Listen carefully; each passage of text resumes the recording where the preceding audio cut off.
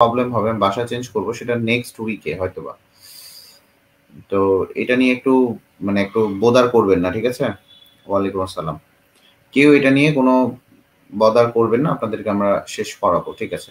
তো চলে আসি। বর্ণালী হচ্ছে ২ প্রকারের। একটা হচ্ছে তোমার গঠন অনুসারে বর্ণালী পাওয়া যায়।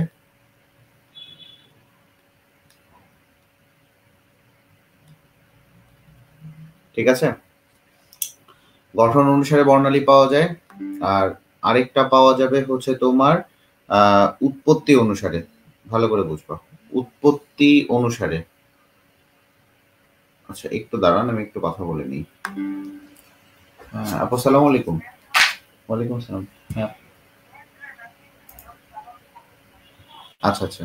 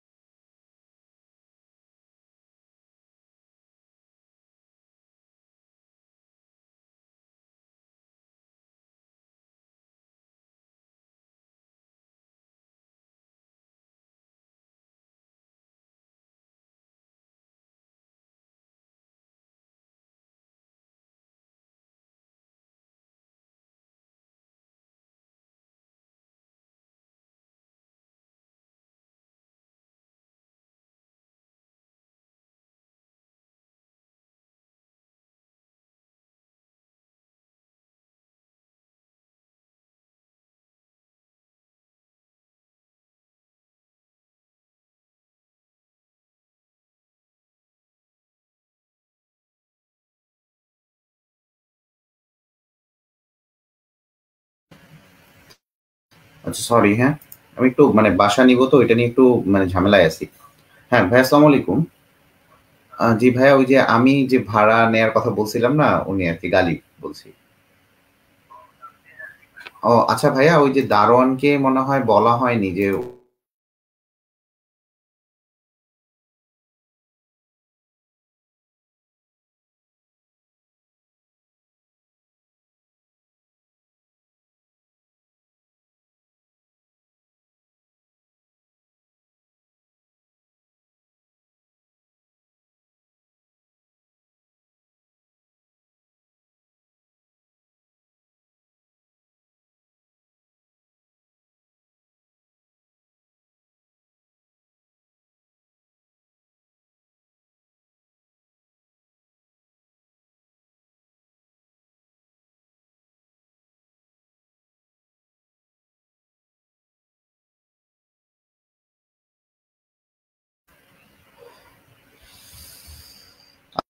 আচ্ছা, সরি, আবারও ডিস্টার্ব।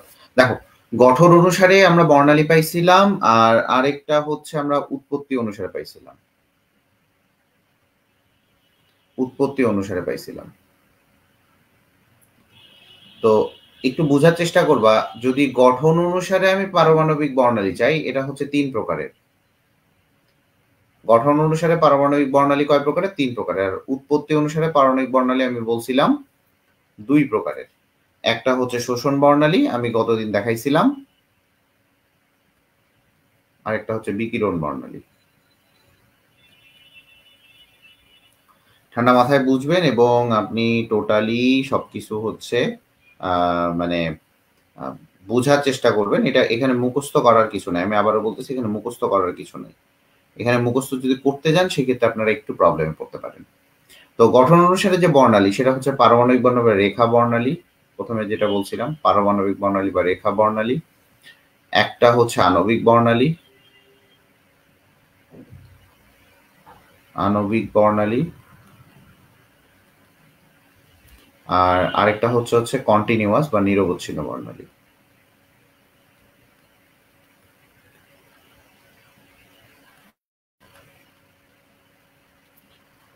তো এই পারমাণবিক বর্ণালীটাকেই আমি বলছিলাম যে শোষণ বর্ণালী, আর একটা হচ্ছে বিকিরণ বর্ণালী। এই যে পারমাণবিক বর্ণালী বা রেখা বর্ণালী যেটা, এই রেখা বর্ণালীর অপর নাম হচ্ছে পারমাণবিক বর্ণালী।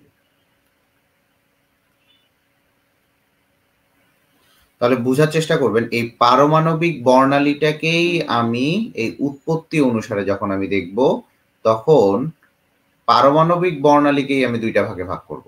সেটা হচ্ছে একটা শোষণ বর্ণালী আর একটা হচ্ছে বিকিরণ বর্ণালী।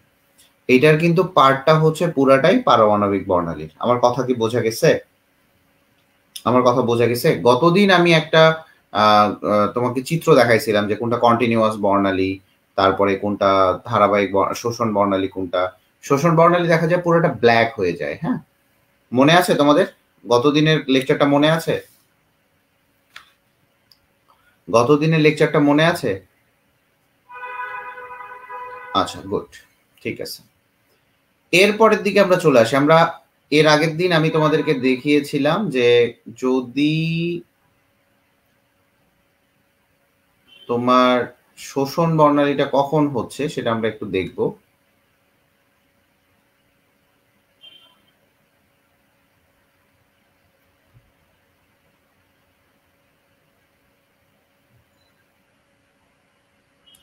দেখো, শোষণ বর্ণালীটা কখন হচ্ছে সেটা একটু আমি দেখি।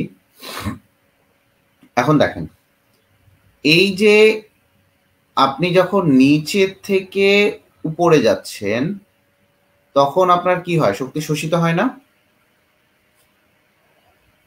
যখন দেখবেন যে বাইরের উৎস থেকে শক্তি শোষণ করছে, শক্তি শোষণ করে নিম্ন শক্তি স্তর থেকে উচ্চ শক্তি স্তরে, ভালো করে বুঝবেন, নিম্ন শক্তি স্তর থেকে উচ্চ শক্তি স্তরে যখন গমন করতেছে তখন সেটাকে আমরা বলবো হচ্ছে শোষণ বর্ণালী। ক্লিয়ার? নিম্ন শক্তি স্তর থেকে উচ্চ শক্তি স্তরে গেলে সেটাকে আমরা বলবো হচ্ছে শোষণ বর্ণালী। মনে রাখবেন, সেটা হচ্ছে শোষণ বর্ণালী। ঠিক আছে, এরপরে চলে আসি বিকিরণ বর্ণালী। বিকিরণ বর্ণালীটা কি কি বলা হয়? যখন এই যে উচ্চ শক্তি স্তর থেকে নিম্ন শক্তি স্তরে যাবে তখন সেটাকে বলবো আমরা হচ্ছে বিকিরণ বর্ণালী।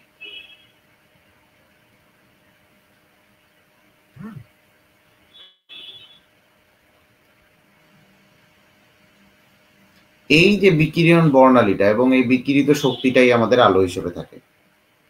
এই বিকিরিত শক্তিটাই আমাদের আলো হিসেবে থাকে। তাহলে বর্ণালী মাপার যে যন্ত্র সেটা আমি গতদিন বলছিলাম না? বলো দেখি, বর্ণালী মাপার যন্ত্রের নাম কি? বর্ণালী মাপার যন্ত্রের নাম কি?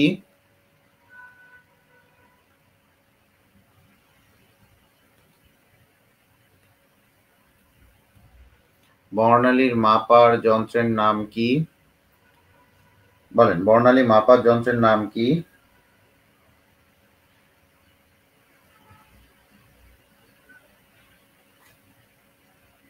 বলেন, বর্ণালী মাপার যন্ত্রের নাম কি?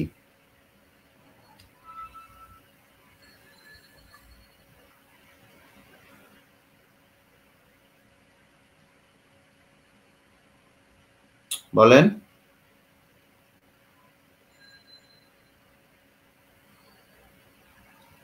তাড়াতাড়ি বলেন।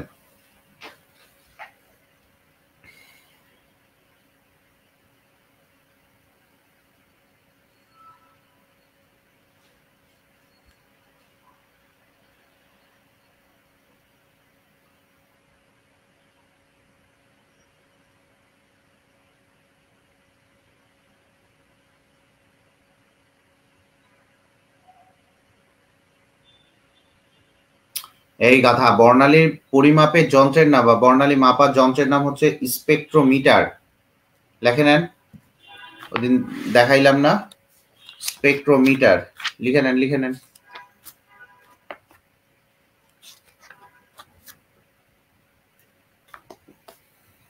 এটাকে বলা হয় স্পেকট্রোমিটার।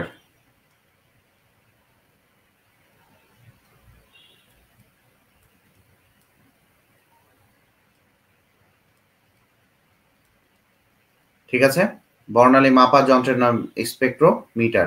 আর বর্ণালীর যে ফটোগ্রাফ, বর্ণালীর যে ফটোগ্রাফ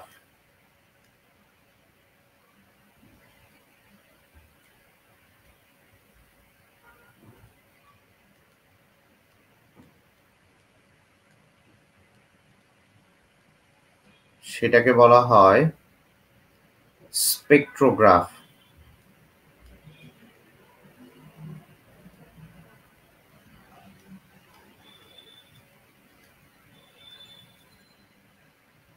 এই দুটা পড়বেন আপনারা। এই এই জিনিসগুলো যদি মনে না রাখেন কিভাবে কি হবে বলেন দেখি? এই জিনিসগুলো মনে না রাখলে কিভাবে কি হবে? কোনটা স্পেকট্রোগ্রাফ, কোনটা স্পেকট্রোমিটার, বর্ণালীর, এটা আমি কালকেই বলে দিছি, আর আপনারা এটা কাহিনী করতেছেন।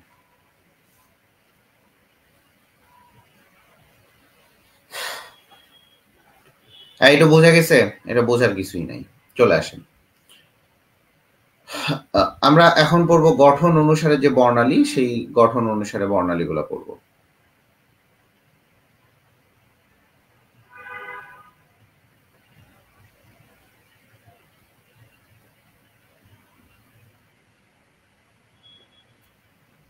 এই বোঝা গেছে? সোহা, সোহা তো অসুস্থ। দীপ্তি, আহনাফ, চলে আসো।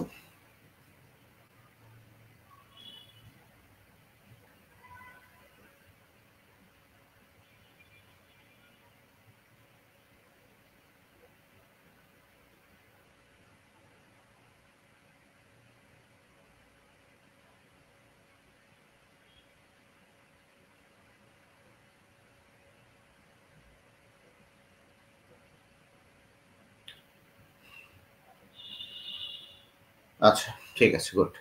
চলে আসি গঠন অনুসারে বর্ণালী, যেটা পড়ছিলাম সর্বপ্রথম দেখছিলাম আমরা পড়বো হচ্ছে পারমাণবিক বর্ণালী।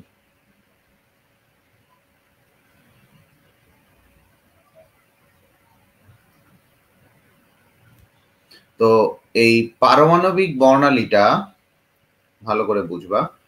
পারমাণবিক বর্ণালীর সৃষ্টি হয় হচ্ছে দুইটা কারণে, এই একটা কারণে সরি, এটা হচ্ছে সৃষ্টি হয় হচ্ছে যোজ্যতা স্তরের ইলেকট্রনের কারণে।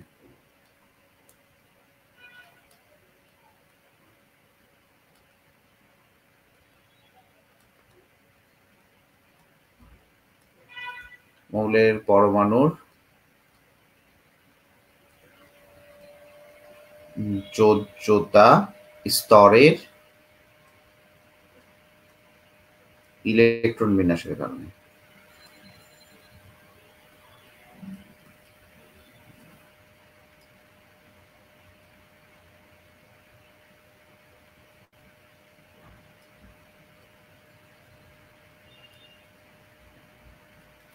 ঠিক আছে, তাহলে এইটা মনে রাখতে হবে। কোন মৌল অথবা কোন যৌগকে উচ্চ তাপমাত্রায় উত্তপ্ত করলে গ্যাসীয় অবস্থায় পরিণত হয়, পরিণত করে তার উপর যদি তড়িৎচুম্বকীয় বিকিরণকে আপতিত করলে বাষ্পীয় পরমাণুর সর্ববহিষ্ঠ শক্তি স্তরের ইলেকট্রন নিচ অবস্থান থেকে উচ্চ শক্তি স্তরে অবস্থান গমন করে। এর একটা বইয়ের কথা বললাম। তার মানে এটা একটা পরমাণুর ইলেকট্রন, সাপোজ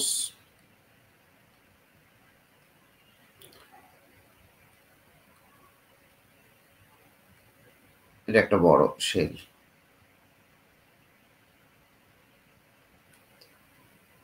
একটু বোঝার চেষ্টা করবেন। এই জায়গায় আছে আমার ইলেকট্রনটা, এই জায়গা থেকে আমি তাপ দিলাম, অবশ্যই এটা হইতে হবে গ্যাসিয়াস অবস্থায়। তাপটা দেওয়ার সাথে সাথে সে উচ্চ শক্তি স্তরে গমন করলো। তাপটা দেওয়ার সাথে সাথে সে উচ্চ শক্তি স্তরে গমন করলো। এই যে উচ্চ শক্তি স্তরে সে গমন করলো, উচ্চ শক্তি স্তরে সে গমন করলো, ঠিক আছে না? ও শিট,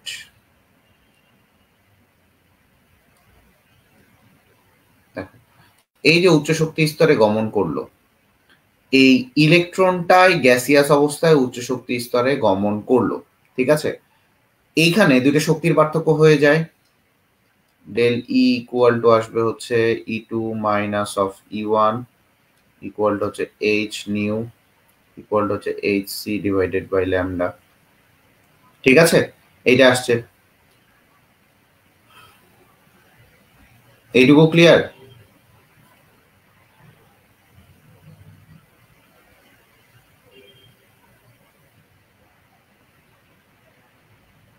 এখন বুঝো, যখন এই জায়গায় আমি শক্তিটা এনার্জিটা দিছি, এই জায়গায় আমি এনার্জি, যখন আমি এনার্জিটা দিছি তখন এটা শোষণ করছে না? দেখো এনার্জিটা যখন দিছি এটা শোষণ করছে না? তাহলে দেখো এটা শোষণ করছে, শোষণ করছে, তখন সেটা তৈরি করছে হচ্ছে শোষণ বর্ণালী।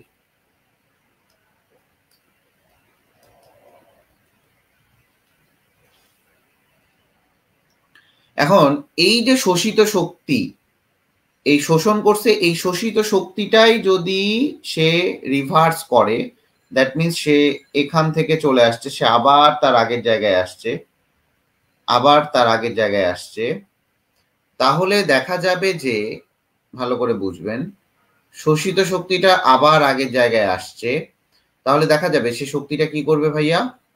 শক্তিটা করবে হচ্ছে বিকিরণ করবে। শক্তিটা কি করবে? শক্তি বিকিরণ করবে। এইটাই তখন ভালো করে বুঝবেন, দ্বিতীয় ক্ষেত্রের যে সৃষ্ট বর্ণালী, শক্তি বিকিরণের ফলে যে বর্ণালীটা, ওখানেও তো একটা ওয়েভলেন্থ থাকতেছেই, এখানেও তো একটা ওয়েভলেন্থ থাকতেছে যে এই বিকিরণ করতেছে, এই যে এটার কারণে এটাকে বলা হবে বিকিরণ বর্ণালী।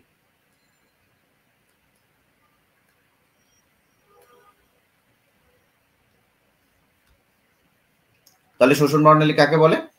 শোষণ বর্ণালী তুমি বলতে পারবা যে পরমাণুকে তাপ বা বিদ্যুৎ প্রয়োগ করলে শক্তি শোষণ করে উত্তেজিত হয়, ঠিক আছে? পরমাণু উত্তেজিত অবস্থায় ইলেকট্রনের উত্তেজনা ঘটে, ইলেকট্রন শক্তি শোষণ করে নিম্ন শক্তি স্তর থেকে উত্তেজিত উচ্চ শক্তি স্তরে গমন করলে পারমাণবিক শোষণ বর্ণালীর সৃষ্টি হয়, ঠিক আছে? কি হয়? পারমাণবিক শোষণ বর্ণালীর সৃষ্টি হবে। ক্লিয়ার? এইটা শোষণ বর্ণালীর সৃষ্টি হবে। আর বিকিরণ বর্ণালী কি হবে? দেখেন আমার কথাগুলো আপনি লিখে নেবেন, হয়তো বা পরে লিখলেও হবে, যে পরমাণুর উত্তেজিত অবস্থায় উত্তেজিত স্তরের ইলেকট্রনগুলো শক্তি বিকিরণ করে নিম্ন শক্তি স্তরে ফিরে আসে, ঠিক আছে? নিম্ন শক্তি স্তরে ফিরে আসে, এর ফলে পরমাণুর বিকিরণ বর্ণালী সৃষ্টি হয়, ঠিক আছে? এই যে শোষণ এবং বিকিরণ বর্ণালী, শোষণ এবং বিকিরণ বর্ণালী, এদেরকে একসাথেই আমরা বলতে পারি পারমাণবিক বর্ণালী।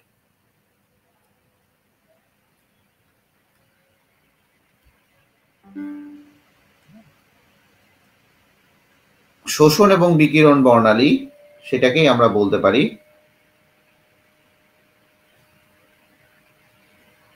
বিকিরণ বর্ণালী। ক্লিয়ার এইটুকু? এই বাচ্চা কাচ্চারা ক্লিয়ার?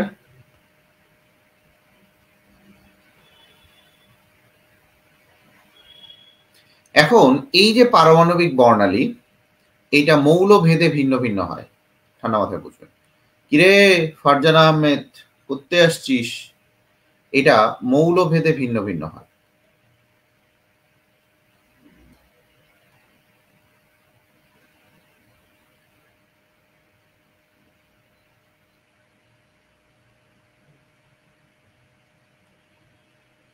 ঠিক আছে? এই পারমাণবিক বর্ণালীটা দেখা যায় মৌল ভেদে ভিন্ন ভিন্ন হবে।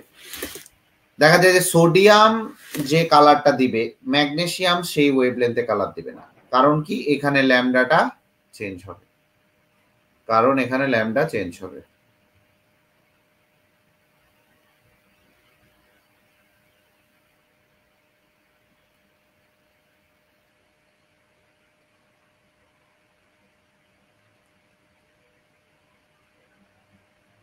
কথা কি ক্লিয়ার না ভেজাল আছে?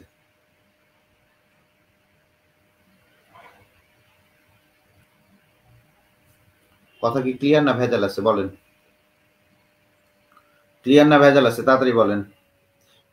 ভার্সিটি ব্যাচটা নিয়ে খুবই ঝামেলায় আছি।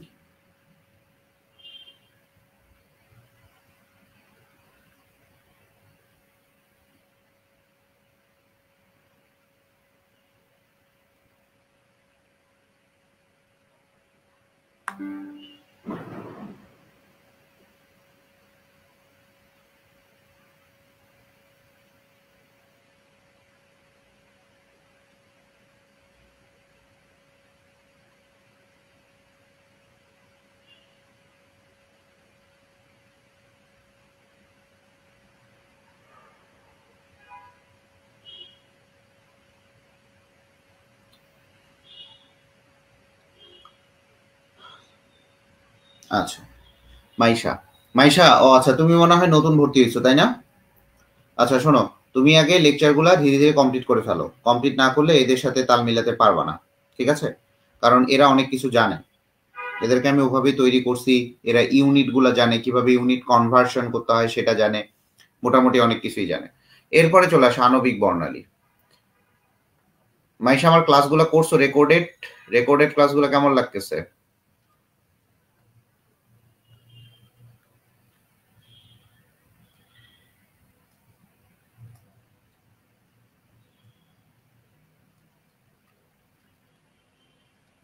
আচ্ছা,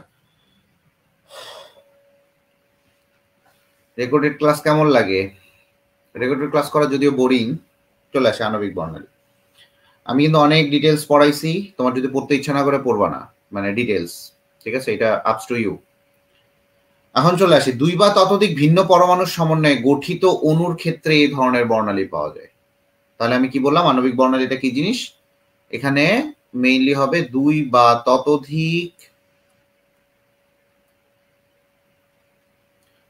ততোধিক ভিন্ন পরমাণুর সমন্বয়ে।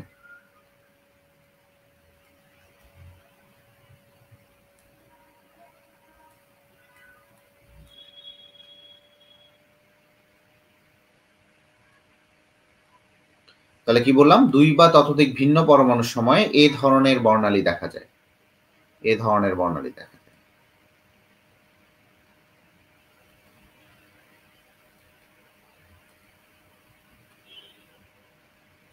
আচ্ছা, তো দেখা যায় যে এখানে আসলে কি করা হয়, যে যৌগের অণুগুলো আছে না, যৌগের অণুগুলোকে উত্তপ্ত করে গ্যাসীয় অবস্থায় পরিণত করা হয়। ওই গ্যাসীয় অবস্থার মধ্য দিয়ে বৈদ্যুতিক স্ফুলিঙ্গ চালনা করে আলো বিকিরিত হয়। এখন আমি তোমাকে এটা একটু বলি, এখানে একটা অণু নেওয়া হয়,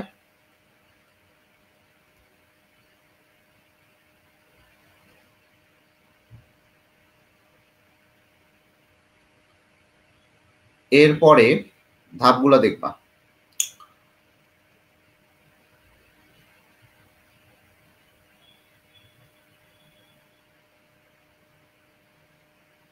এরপরে এখানে তাপ দেয়া হবে, ভালো করে বুঝবা। এখানে অণু উত্তপ্ত করে গ্যাসীয় অবস্থায় পরিণত করা হয়। এই অণুটা আছে না, এই অণুটাকেই তখন কি করা হয়, গ্যাসিয়াস করা হয়।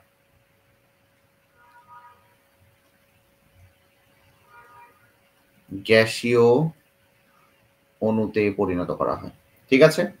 আমি যেগুলো পড়াচ্ছি ঠিক এভাবে পড়ো, তোমার কোনো কিছুতেই কোনো প্রবলেম হবে না। এখন এই গ্যাসিয়াস যে অণুটা আছে, এই গ্যাসীয় অণুর এই গ্যাসীয় অবস্থার মধ্য দিয়ে বৈদ্যুতিক স্ফুলিঙ্গ চালনা করলে আলো বিকিরিত হয়। এখানে তুমি যখন বৈদ্যুতিক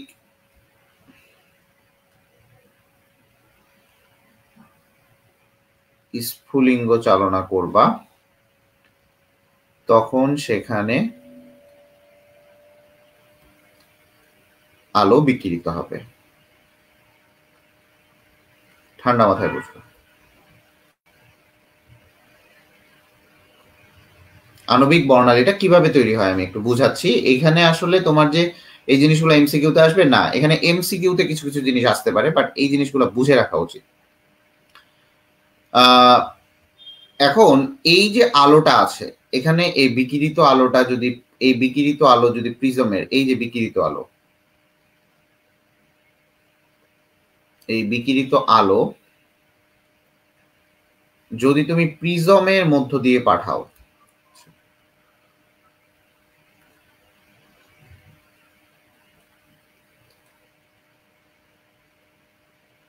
বিকিরিত আলোটা যদি তুমি প্রিজমের মধ্য দিয়ে পাঠাও, তখন দেখা যায় যে যে বর্ণালী সৃষ্টি হয় সেটার বেশ কিছু ব্যান্ড পরিলক্ষিত হয়। এখানে অনেকগুলা ব্যান্ড পাবা, জাস্ট লাইক এরকম কিছু কিছু ব্যান্ড পাবা।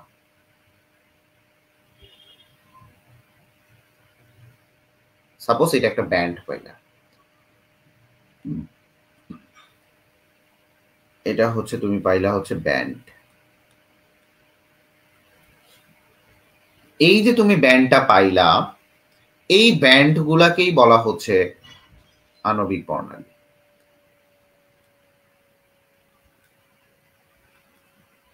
আমি আবারও বলতেছি, এই যে ব্যান্ড গুলা আছে না, এই ব্যান্ড গুলাকেই বলা হচ্ছে আণবিক বর্ণালী।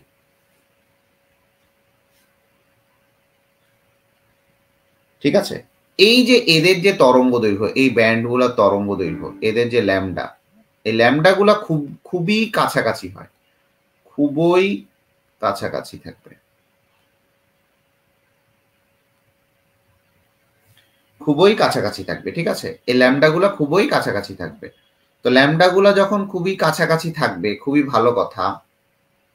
তো দেখা যায় এদেরকে অনেক সময় বলা হয়, আণবিক বর্ণালীকে বলা হয় গুচ্ছ বর্ণালী। তাহলে আমি কি বললাম? আণবিক বর্ণালীর অপর নাম কি ভাইয়া? গুচ্ছ বর্ণালী। ক্লিয়ার? আণবিক বর্ণালীর অপর নাম হচ্ছে গুচ্ছ বর্ণালী। ঠিক আছে,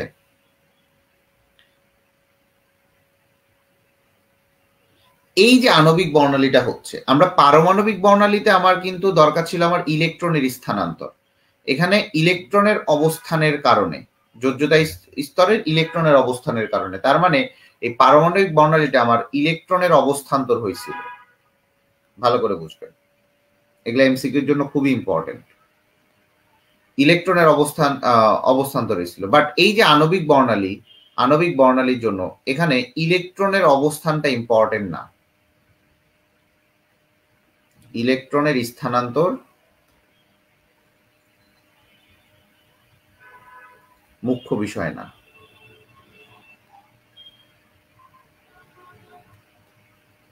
এটা মনে রাখবেন। তাহলে এখানে ইলেকট্রনের অবস্থান্তরটা কি মুখ্য বিষয় না। এক্ষেত্রে অণুর আবর্তন ও কম্পাঙ্কের ফলে, ঠান্ডা মাথায় বুঝেন, এইটা তাহলে তৈরি হয় কিসের মাধ্যমে ভাইয়া? এই আণবিক বা বর্ণালীটা হয় হচ্ছে ইলেকট্রনে, অণুর এইটা তৈরি হয় হচ্ছে, ভালো করে বুঝবেন, এটা কিন্তু বইয়ে আপনাকে অনেক পড়তে হবে। দেখেন আমি একটা শর্টকাট করে দিছি, শর্টকাট করে দিছি। দেখেন এটা তৈরি হয় হচ্ছে আবর্তন ও কম্পাঙ্কের ফলে,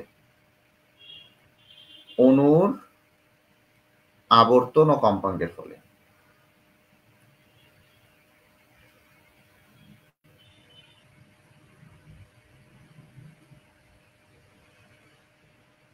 এটা তৈরি হবে অণুর আবর্তন ও কম্পাঙ্কের ফলে। ঠিক আছে,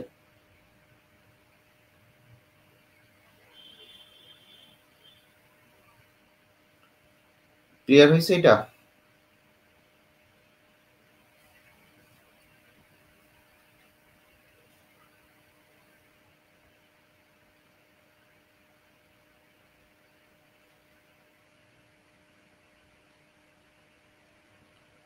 ক্লিয়ার হয়েছে এটা?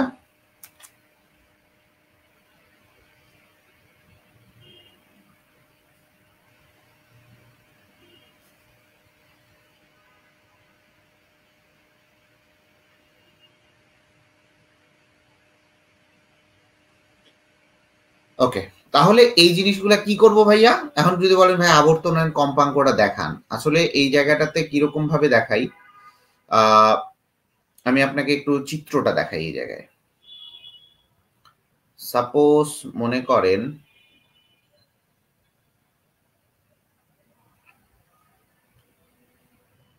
এটা একটা কাঁচ নল, ভালো করে বুঝবেন, এটা একটা কাঁচ নল। হ্যাঁ,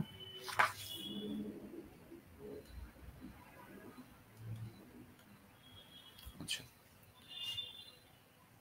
এখন এইখান থেকে আপনি যেমনেই হোক বিদ্যুৎ স্ফুলিঙ্গ করেন, এই জায়গা থেকে প্রিজমের মধ্য দিয়ে, আমি তো অত কিছু জানি না, আমি এখান থেকে কিছু রশ্মি নির্গত করব।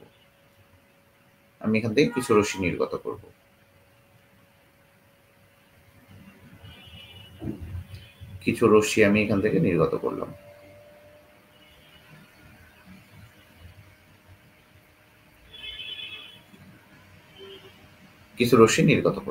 ঠান্ডা মাথায় বুঝবেন। এখন এই প্রিজমের মধ্য দিয়ে যাওয়ার পর এই রশ্মিগুলো দেখা গেল কোনোটা এরকম এরকম দেখালো তরঙ্গ দৈর্ঘ্য, কোনোটা এরকম দেখালো, কোনোটা এরকম দেখালো, কোনোটা এরকম দেখালো, মানে এই জায়গায় তরঙ্গ দৈর্ঘ্যটা দেখালো। ঠিক আছে, এই জায়গায় আমার ল্যামডাটা কি হবে? ভিন্ন হবে। ঠিক আছে, বুঝতে পারছেন?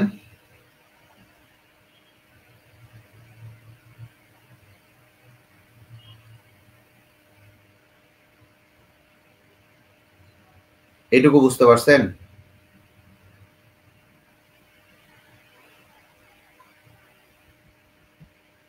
ক্লিয়ার এইটুকু?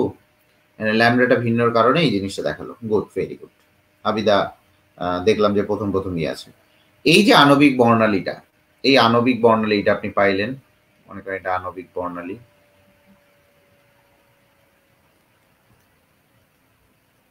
আচ্ছা, এই আণবিক বর্ণালীটার আবার পার্ট আছে কিছু। আণবিক বর্ণালীর পার্ট আছে।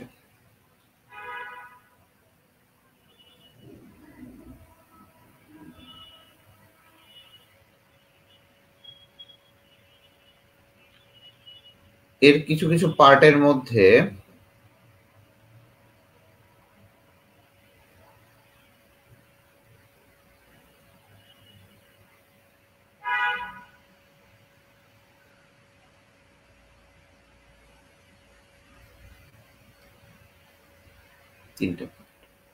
কিছু কিছু পার্ট আমি দেখাই, একটু ঠান্ডা মাথায় বুঝবেন।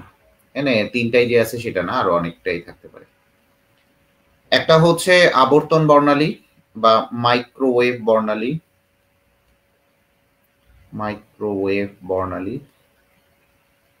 আর মাইশা, আমি তোমাকে বলে দেই, আমার লেকচার এটা রেখে এটাকে আবর্তন বর্ণালী বলে।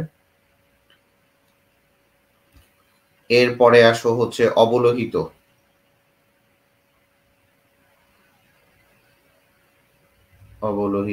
অথবা এটাকে কম্পন বর্ণালী বলে।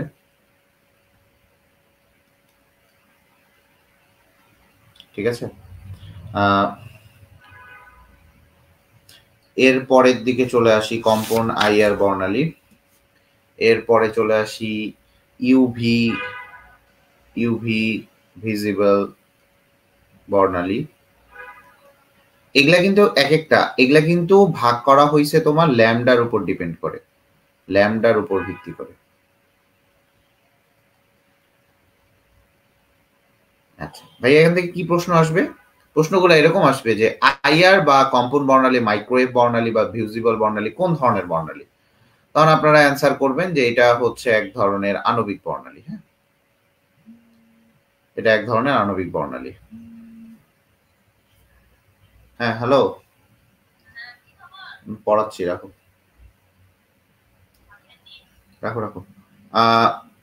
এর পরের দিকটা দেখো, মাইক্রোওয়েভ বর্ণালী। এরপরে দেখো, সহজ কথায় রমন বর্ণালী পাওয়া যায়,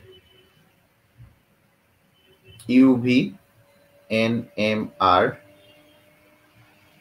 এরপরে হচ্ছে না, এরপরে না দেই আমি, এগুলা আগে আবিষ্কৃত তো। এরপরে হচ্ছে রমন বর্ণালী। এগুলা কিন্তু সব একটা স্পেকট্রোস্কোপিক টেকনিক। এই স্পেকট্রাম গুলার মাধ্যমে বিভিন্ন জিনিস আমরা অ্যানালাইসিস করে থাকি এই আণবিক বর্ণালীর মাধ্যমে। আবারও বলি, এই অ্যানালাইসিসটা করা হয় হচ্ছে বিভিন্ন জিনিস পরিমাপের জন্য। ঠিক আছে, রমন এরপরে ইএসআর মাস মসবার্ন, ইএসআর, এরপরে দেখবা হচ্ছে মাস, আর এটা হচ্ছে মসবার্ন। এটা হচ্ছে মসবার্ন স্পেকট্রোস্কোপিক, হ্যাঁ, মসবার্ন, মসবার স্পেকট্রোস্কোপি। এই যে মসবার স্পেকট্রোস্কোপি, এইগুলা কিন্তু এক একটা এক এক রকমের জন্য সৃষ্টি হয়, ঠিক আছে? তো এই মসবার স্পেকট্রোস্কোপিটা দেখা যায় যে মসবার স্পেকট্রোস্কোপিটা সৃষ্টি হয় হচ্ছে তোমার গামা রশ্মি নির্গমনের জন্য, গামা রশ্মি বিকিরণের জন্য, গামা রশ্মি বিকিরণের জন্য, গামা রশ্মি বিকিরণের জন্য এটা তৈরি হয়। মাস কি হয়? এটা হচ্ছে ভর স্পেকট্রাম পরিমাপ করা যায়। যাই হোক, এইটা পড়ে রাখবা শুধুমাত্র গামা রশ্মি। তাহলে আণবিক বর্ণালী কি কি?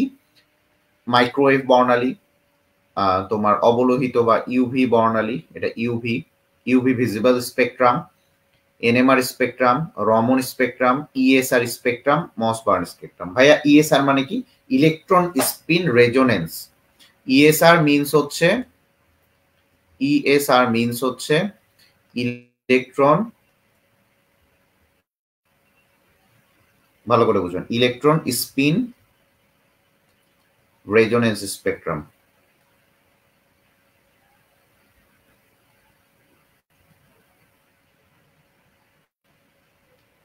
তাহলে ইএসআর মানে কি ভাইয়া? ইএসআর মানে হচ্ছে ইলেকট্রন স্পিন রেজোনেন্স।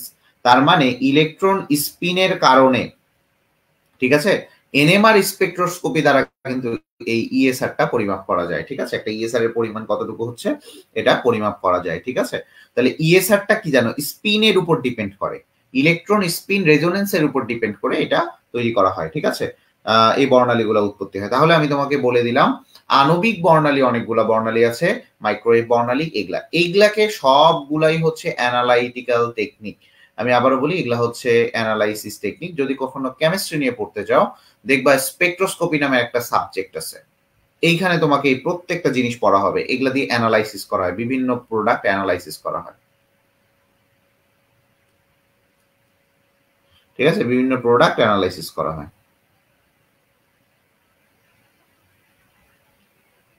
বিভিন্ন প্রোডাক্ট অ্যানালাইসিস করা হয়, ঠিক আছে? এটুকু ক্লিয়ার? এটা অ্যানালাইটিক্যাল টেকনিক, এবং এই যে জিনিসগুলো আছে এগুলা সবগুলা হচ্ছে ল্যামডার উপর ডিপেন্ড করে। এই যে ল্যামডার উপর ডিপেন্ড করে আমরা এই আণবিক বর্ণালীটাকে ভাগ করছি, ঠিক আছে? আণবিক বর্ণালীটাই ভাগ করছি, ঠিক আছে?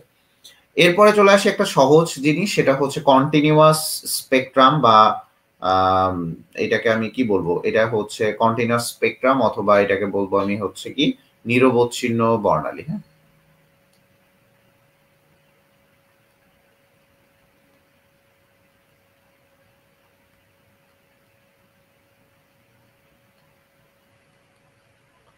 তো নিরবচ্ছিন্ন বর্ণালী বা কন্টিনিউয়াস যে স্পেকট্রামটা আছে, ভালো করে বুঝবেন, নিরবচ্ছিন্ন বর্ণালী বা কন্টিনিউয়াস যে স্পেকট্রামটা আছে, এইখানে দেখা যায় যে কম্পাঙ্কটা স্থির থাকে, এই নিউটা থাকে হচ্ছে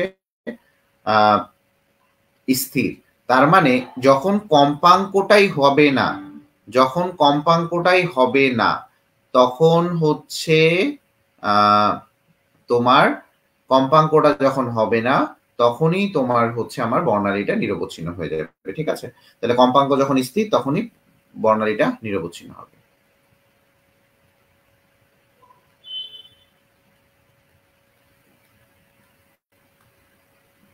ক্লিয়ার?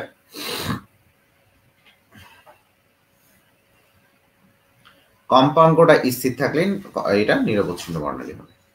ক্লিয়ার এটুকু?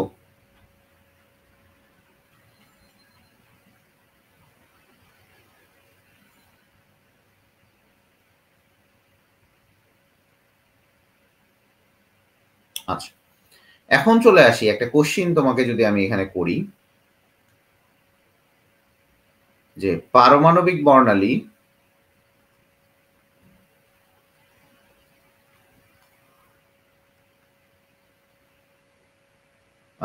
নিরবচ্ছিন্ন নয় কেন, বা কন্টিনিউয়াস না কেন?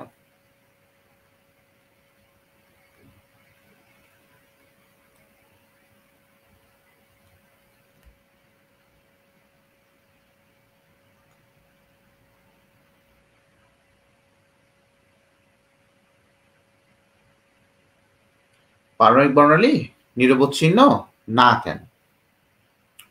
তো এটার কারণটা তোমাকে একটু ভালো মতো বুঝতে হবে। পারমাণবিক বর্ণালীর সৃষ্টি হয় কেন সেটা বলো। একটা বলো তো, পারমাণবিক বর্ণালীর সৃষ্টি হয় কেন সেটা বলো আগে।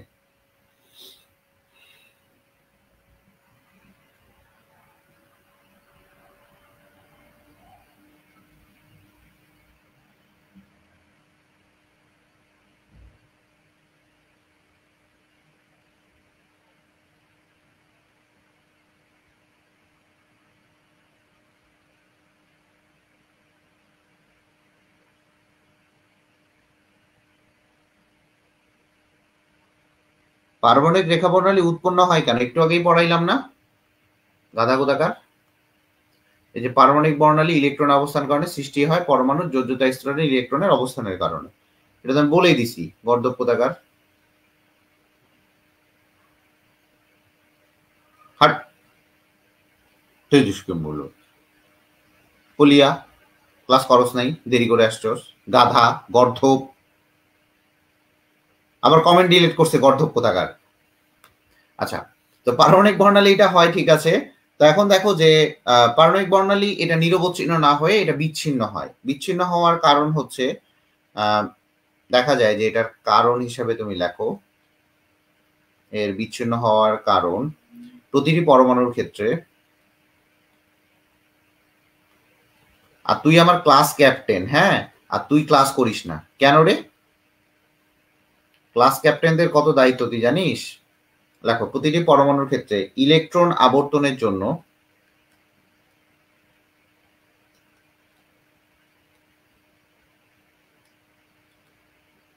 দেখো, হ্যাঁ গুড, ঠিক আছে। ইলেকট্রনের আবর্তনের জন্য নির্দিষ্ট দূরত্বে সুনির্দিষ্ট শক্তি স্তর উপস্থিত থাকে।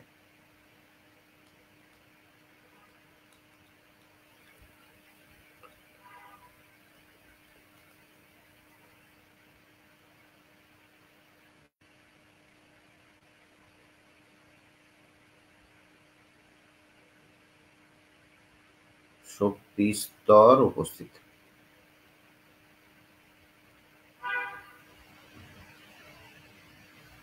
আমি বোঝার চেষ্টা করো। প্রতিটি পরমাণুর ক্ষেত্রে ইলেকট্রনের আবর্তনের জন্য নির্দিষ্ট দূরত্বে সুনির্দিষ্ট শক্তি স্তর উপস্থিত থাকে। এখন বাহ্যিক শক্তির উৎস, এখান থেকে তো শক্তির উৎস দিয়েই আমি কিন্তু এই জায়গায় তাকে দেখাইছিলাম তোমায় যে শক্তির উৎস দিয়েই কিন্তু আমি উপর থেকে নিচে নিয়ে গেছি, আবার শক্তির উৎস সরাই নিছি, নিচ থেকে উপরে চলে আসছে। এইটুকু তো ক্লিয়ার, এইটুকু তো তুমি জানো এইভাবেই করতে হয়। এখন দেখো, এখন সুনির্দিষ্ট শক্তি থাকে ঠিক আছে। এখন এই শক্তি, যেই শক্তিটাই হয় না কেন, শক্তি শোষণ করে সে শক্তি স্তর থেকে বাহ্যিক শক্তি, যেটা এখানে বাহ্যিক শক্তি লেখো, লেখো বাহ্যিক শক্তি। এই নোট শেয়ার করো, নোট শেয়ার কন্টেস্ট চালু করব, একটা করে বই পাবা, হ্যাঁ একটা করে বই দিয়ে দিব আমরা। আমি বায়োলজি প্র্যাকটিস বুকটা দেওয়ার ট্রাই করব, বা তোমাদের একটা কোনো একটা বই দিব আমি। নোট শেয়ার কন্টেস্ট চালু হচ্ছে আজকে থেকেই, বলে রাখলাম। নোট শেয়ার কন্টেস্ট, যে সুন্দর করে নোট করে দিবে সে অবশ্যই অবশ্যই অবশ্যই, এবং সেটা আমি এক সপ্তাহ এক মাস দেখবো। এক মাসের যদি মনে করো যে 20 দিন কেউ নোটটা শেয়ার করলো, যে ফার্স্ট হবে তাকে আমি অবশ্যই একটা করে গিফট করব। এখন দেখা যাচ্ছে যে তোমার যদি টাকা পয়সা গিফট চাও, কিছু টাকা পয়সা পাবা। তুমি যদি মনে করো একটা কলম গিফট চাও, কলম পাবা। মানে কয়েকটা ক্রাইটেরিয়া আমি রাখবো, তুমি চাইলে হবে না, সরি এটা ভুল বললাম। আমি তোমাকে গিফট করব, কি গিফট করব এটা পরে, তবে বই গিফট করার ট্রাই করব। সো আজকে থেকে সবাই নোট শেয়ারিং কন্টেস্টটা চালু করো। নোট শেয়ার করবা, মাঝে মধ্যে ভিডিওটা কাট করবা, মানে যেটাই করো না কেন একটা যেন আমাদের একটা প্রচার হয়। দেখো অনেকগুলো স্টুডেন্ট পড়লে কিন্তু ভালো লাগে, অনেকগুলা হাজারটা কোশ্চিন আসে, ঠিক আছে। তো সবাই এটা আজকে থেকে চালু করার ট্রাই করো, ইনশাল্লাহ দেখা যাক কি হয়। দেখো এখানে বাহ্যিক শক্তি যখন তুমি দিবা, ভালো করে বুঝবা, বাহ্যিক শক্তি শোষণ করে বিভিন্ন পরমাণু ভিন্ন ইলেকট্রন নিম্ন শক্তি স্তর থেকে উচ্চ শক্তি স্তরে গমন করে, ঠিক আছে। বাহ্যিক শক্তিটা যদি শোষণ করলো, বাহ্যিক শক্তি শোষণ করে সে কি করে, নিম্ন থেকে উচ্চতে যায়, নিম্ন স্তর থেকে বা নিম্ন শক্তি স্তর থেকে উচ্চ শক্তি স্তরে গেল।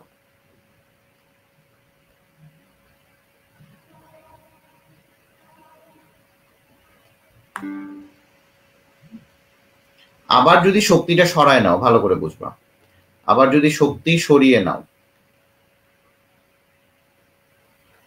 শক্তি সরিয়ে নিলে সে উচ্চ শক্তি স্তর থেকে নিম্ন শক্তি স্তরে যাবে।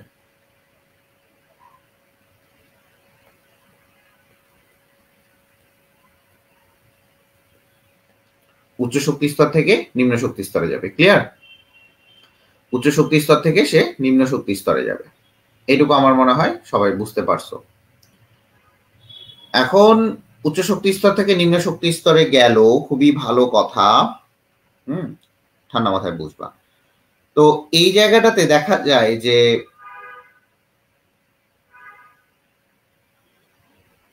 যে কোনো দুইটা শক্তি স্তরের ব্যবধান সুনির্দিষ্ট থাকে। আমি তোমাকে একটু বুঝাই এই জায়গাটাতে। সে যায়, খুবই ভালো কথা।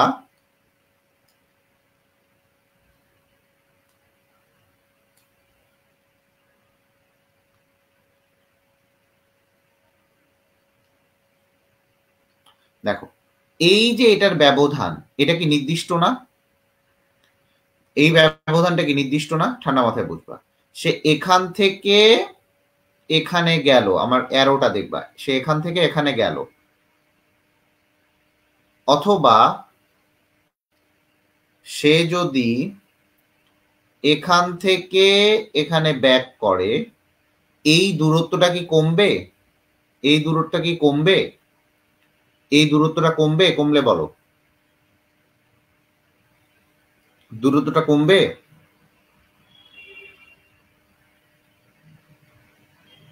এই দূরত্বটা কমবে কিনা সেটা বলো। এই যে এই দূরত্বটা, এই আর দূরত্বটা, এটা মনে করো আর দূরত্ব, এটা কমবে না বাড়বে? দেখো, কমবেও না বাড়বেও না, কমবেও না বাড়বেও না। যদি নাও কমে নাই বাড়ে, তাহলে দেখেন যদি না কমে না বাড়ে, তাহলে এই আরটা থাকবে হচ্ছে কনস্ট্যান্ট। যদি এই আর কনস্ট্যান্ট থাকে, যদি এই আরটা কনস্ট্যান্ট থাকে, তাহলে এই আর কনস্ট্যান্ট থাকার কারণে এখানে তো শক্তির মান, শোষিত বা বিকিরিত শক্তির মান দুইটাই সুনির্দিষ্ট হয়। তাহলে এখানে শোষিত হোক বা বিকিরিত শক্তি হোক, আবারও বলি, শোষিত হোক বা বিকিরিত শক্তি যেটাই হোক না কেন, শোষিত বা বিকিরিত, শক্তির মানটা কি থাকে? কনস্ট্যান্ট থাকে না?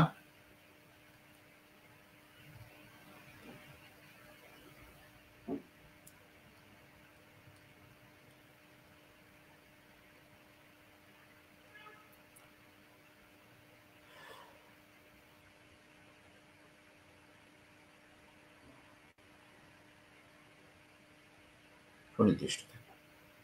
এই যে সুনির্দিষ্ট মানটা থাকার কারণে, এই সুনির্দিষ্ট মান থাকার কারণে এই যে বর্ণালীটা আছে, যে বর্ণালীটা আছে, এই বর্ণালীটা হচ্ছে বিচ্ছিন্ন হয়।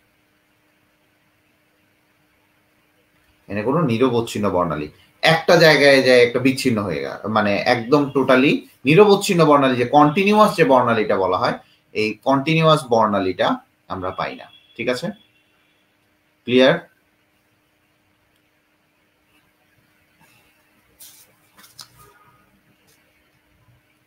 ক্লিয়ার কিনা দেখেন, দেখেন তাড়াতাড়ি দেখেন।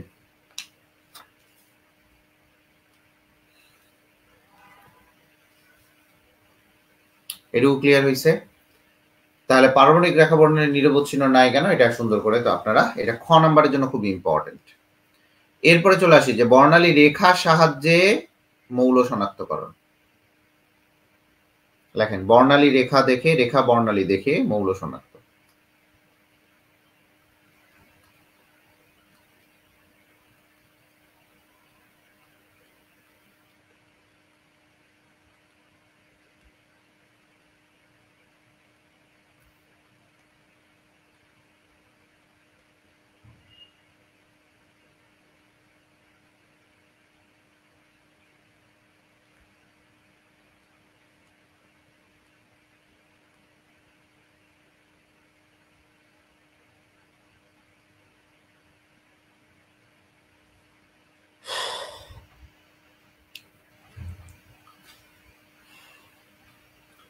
দেখো, এই রেখা বর্ণালী দেখে তোমার মৌল যে কোনোটা শনাক্ত করা যায়। আমার কথা বুঝতে পারছো? খুবই সহজ, একটা খুবই ইজি প্রসেস। এই জায়গায় কিছু কিছু দেখা যায় যে সোডিয়াম একটা লেন্থে ইয়ে করে, বা পটাশিয়াম একটা লেন্থে হচ্ছে শনাক্ত করে। রেখা বর্ণালী দেখে মৌল শনাক্তকরণ ইজিলি করতে পারবা, ঠিক আছে? তো এইখানে দেখা যায় যে প্রত্যেকটা মৌলের, এটা মনে রাখবা যে প্রত্যেকটা মৌলের, প্রতিটা মৌলের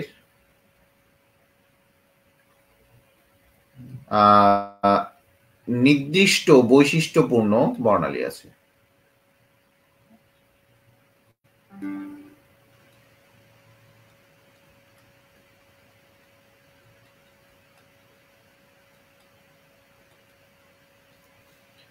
নির্দিষ্ট বৈশিষ্ট্যপূর্ণ বর্ণালী থাকে প্রত্যেকটা মৌলের, কিন্তু সোডিয়াম একটাতে কালার দিবে, ঠিক আছে? তো দেখা যায় যে সোডিয়াম এক ধরনের কালার দিল একটা জায়গায়, পটাশিয়াম এক ধরনের দিল, স্ট্রনসিয়াম এক ধরনের দিল, এই জিনিসগুলা। আচ্ছা, এখন এই যে বর্ণালী আছে, এই বর্ণালীতে একটা মৌলের অসংখ্য রেখা থাকে। ভালো করে বুঝো, অসংখ্য রেখা থাকে।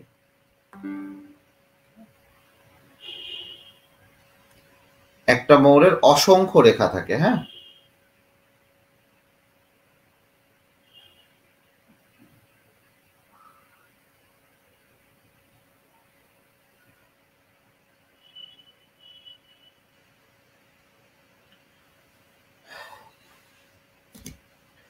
এটুকু লেখো।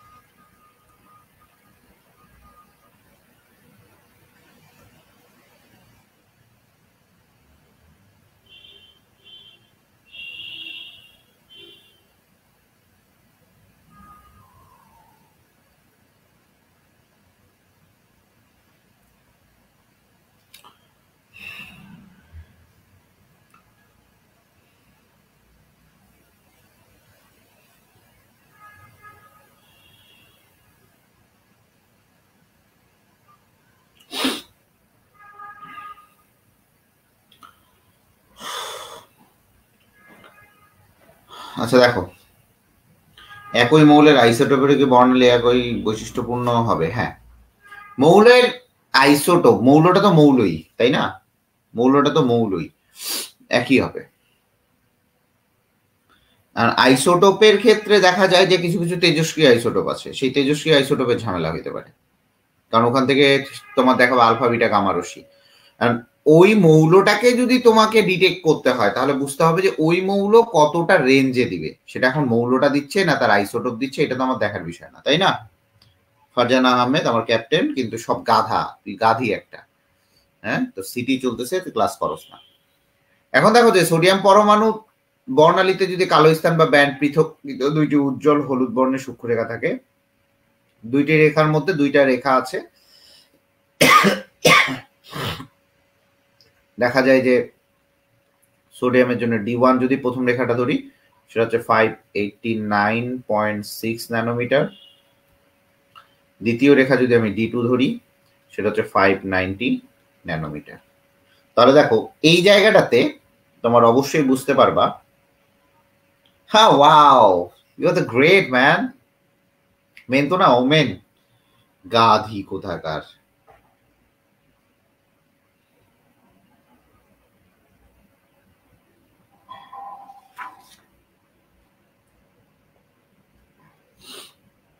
আচ্ছা, তো এই জায়গাটাতে অনেকগুলা রেখার কথা আমি বলছিলাম। তো এদের মধ্যে কিছু কিছু নাছোড় রেখা থাকে, এটাকে বলা হয় নাছোড় রেখা। নাছোড় রেখা, এগুলা কথাগুলো খুব মজা পাবা। এইটাকে বলা হয় নাছোড় রেখা, ঠিক আছে। নমুনার মধ্যে ওই মৌলের মাত্রা কমতে থাকলে বর্ণালী রেখাগুলোকে অদৃশ্য হয়ে যেতে থাকে, তবে কয়েকটি নাছোড় বান্দার মতো বর্ণালীতে টিকে থাকে, এটাকে বলা হয় নাছোড় রেখা, ঠিক আছে। ওই নাছোড় রেখাগুলা যখন মৌলটার, একটা মৌল যখন তুমি তাপ দিচ্ছ বা যেটাই করতেছো না, যখন তাপ দেওয়ার সাথে সাথে দেখবে এক সময় সেটা কমতে থাকে। বাট কিছু কিছু রেখা থাকে যেগুলো নাছোড় বান্দা, যে প্রেম করবি কিনা বল, এই টাইপের, ঠিক আছে। এই নাছোড় রেখাগুলো যদি চিনতে পারো সেই ক্ষেত্রেই আমরা মৌলটাকে শনাক্ত করতে পারবো, ঠিক আছে, মৌলটাকে শনাক্ত করতে পারবো।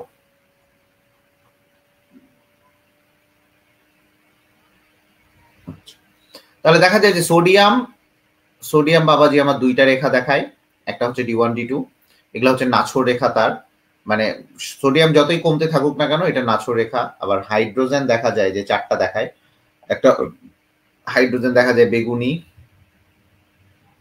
বেগুনি বর্ণের, সেটা ল্যাম্ডা দেখা যায় 410 ন্যানোমিটার। আরো একটা বেগুনি দেখায়, ওটার ল্যাম্ডা হচ্ছে 495 ন্যানোমিটার। আরেকটা হাইড্রোজেন দেখা যায় যে ল্যাম্ডা বর্ণ দেখায়, ল্যাম্ডা ইকুয়াল টু 486.1 ন্যানোমিটার। আরেকটা হচ্ছে ল্যাম্ডা, এটা হচ্ছে আসমানি। আর আরেকটা হচ্ছে লাল বর্ণ দেখায়, তাহলে লাল বর্ণের ল্যাম্ডা হচ্ছে তোমার 600। এগুলা হচ্ছে এই যে হাইড্রোজেনের যে বর্ণালীটা বা হাইড্রোজেন পরমাণু, চারটা রেখা বর্ণালী দৃশ্যমান দেখায়, মানে চারটা বর্ণালী তুমি দেখতে পারবা। হাইড্রোজেন পরমাণু যদি শনাক্ত করতে চাও রেখা বর্ণালীর মাধ্যমে, সোডিয়ামকে দেখলে দুইটা দেখতে পাবো, একটা D1 একটা D2, এবং দুইটাই হচ্ছে আমার হলুদ, হলুদ রিজিয়নে। এটা মনে রাখবা, দুইটাই হলুদ রিজিয়নে, ঠিক আছে, ওই জন্য সোনালী হলুদ কালার দেয়। তো দেখা যায় যে এই জায়গাটাতে হাইড্রোজেন চার ধরনের বর্ণালী রেখা দেখায়, একটা হচ্ছে বেগুনি, আসমানি, আর একটা হচ্ছে লাল, ঠিক আছে। এটা হচ্ছে চার ধরনের বর্ণালী দেখা যায়, ঠিক আছে। সেম ভাবে, সেম ভাবে তোমার মার্কারি, এই মার্কারিও রেখা দেখায় কয়েকভাবে। মার্কারি রেখা দেখায়, পারদ বা মার্কারি অনেকগুলো রেখা দেখায়, তার মধ্যে সবুজ বর্ণ একটা দেখায়, ল্যামডা ইকুয়াল টু 540 ন্যানোমিটার, যেটা সবুজ বর্ণ দেখাবে। ল্যামডা ইকুয়াল টু হচ্ছে তোমার 630 ন্যানোমিটার, সেটা কমলা বর্ণ দেখাবে, ঠিক আছে। তো দেখা যায় যে মার্কারি আরো একটা দেখায়, সেটা হচ্ছে লাল বর্ণ দেখায় 680 ন্যানোমিটার, এটা লাল বর্ণ দেখায়। তাহলে এই জিনিসটা একটু ভালো মতো দেখবেন যে এটা লাল বর্ণটা কেন দেখাচ্ছে, সবুজ, কমলা, লাল, এই জিনিসগুলো কেন দেখাচ্ছে, ঠিক আছে। তাহলে এই রংটি সুস্পষ্ট। এরপরে দেখা যায় যে স্ট্রনসিয়াম কোনটা দেখায়। মার্কারি কয়টা বর্ণ দেখায় ভাইয়া বলো দেখি? তিনটা। তাহলে স্ট্রনসিয়াম কয়টা বর্ণ দেখাবে? স্ট্রনসিয়াম দেখা যায় যে আসমানি বর্ণ দেখায়, এই আসমানি বর্ণই চারটা দেখায়, ও আসমানি বর্ণই চারটা ওয়েভলেন্থে দেখাবে। দেখা যায় 495 ন্যানোমিটারেও সে দেখায়, 498 ন্যানোমিটারেও সে দেখায়, 505-এও সে দেখায়,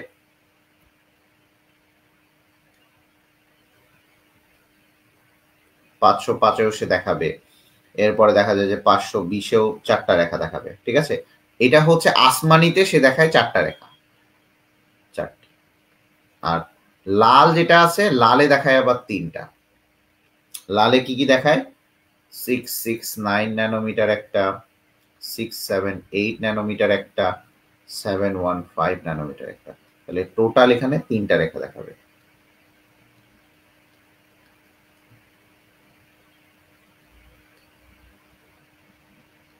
তাহলে স্ট্রনসিয়াম আসমানিতেই চারটা ওয়েভলেন্থে সে কালার শো করতে পারে। যদি এইটাতে না করে এইটাতে করবে, এটাতে না করলে এটাতে করবে, এটাতে না করলে এটাতে করবে।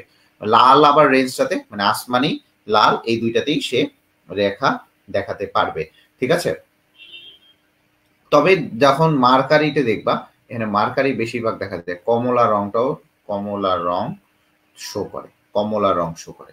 বা এখান থেকে কি কি পড়তে হবে এগুলো এমসিকিউ এর জন্য খুব ইম্পর্টেন্ট, যে এখানে সোডিয়াম হলুদ বর্ণ কয়টা দেখাইতে পারে বা কয়টা ওয়েভলেন্থে দেখাইতে পারে, দুইটা। হাইড্রোজেন তোমার দেখাইতে পারে হচ্ছে বেগুনি, বেগুনিতে দুইটা দেখাবে, আসমানিতে একটা, লালে একটা, মানে লালের পরিসরে সে দেখাতে পারে। এর পরের দিকে যদি আমরা চলে আসি সেটা হচ্ছে মার্কারি। মার্কারি দেখা যায় যে বেশিরভাগ কমলা রংটা আমাদের দৃষ্টিগোচর হয়, আর আসমানি আর লাল এইটা হচ্ছে আমাদের। ঠিক আছে, তো পারদের রেখা বর্ণালীতে কোন রং সুস্পষ্টভাবে পাওয়া যায়? এই যে বলছি পারদের রেখা বর্ণালীতে সব থেকে সুস্পষ্ট রং পাওয়া যায় সেটা হচ্ছে কমলা। ঠিক আছে, সেটা হচ্ছে কমলা, সেটা হচ্ছে কমলা, পারদে সুস্পষ্ট। আর এখানে বুঝতে পারতেছে যেহেতু এই জায়গাটাতে সে বেশি পরিমাণে দেখাচ্ছে, তাহলে স্ট্রনসিয়াম দেখা যায় যে আসমানি অঞ্চলটাতে বেশি দেখাতে পারবে। ক্লিয়ার হয়েছে? এটা আসমানি অঞ্চলটাতেও কি বেশি দেখাতে পারবে। এর পরের যে সিরিজটা আছে, এরপরে সিরিজের সকল ম্যাথ করা হয়ে গেছে। আমরা নেক্সট দিন পড়বো হচ্ছে, নেক্সট টপিক হচ্ছে জাল টাকা। জাল টাকা নেক্সট টপিক হচ্ছে জাল টাকা। আমাদের প্রায় শেষের পথে।